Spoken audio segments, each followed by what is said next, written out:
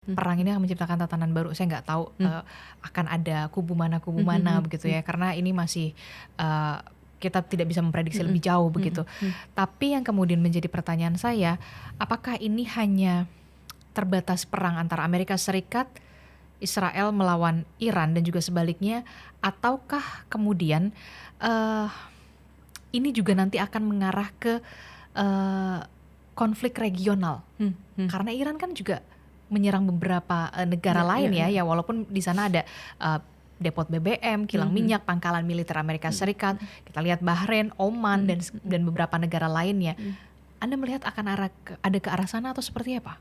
Ya, kalau saya melihat Iran itu dengan cara bertahan seperti ini sebetulnya dia udah menang. Maksudnya dia tidak perlu kalah untuk memenangkan peperangan ini, karena dalam kalkulasi siapapun kita tahu bahwa kalau misalnya perang ini diukur dari sisi persenjataan saja, kecanggihan teknologinya, Iran kalah.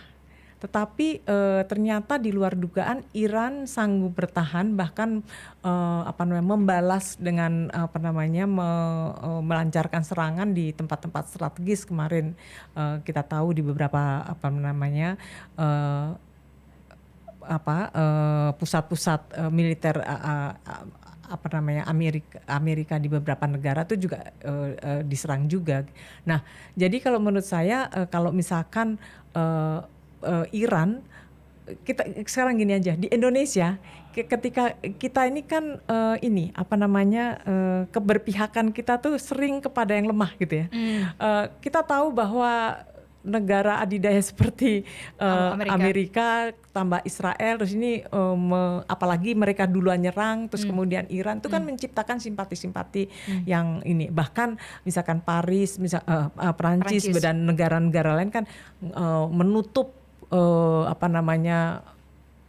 udaranya untuk penyerangan Israel atau Amerika ke Iran gitu. Itu kan ada beberapa negara yang menolak itu, dijadikan sebagai medium untuk melancarkan serangan udara ke Iran gitu ya.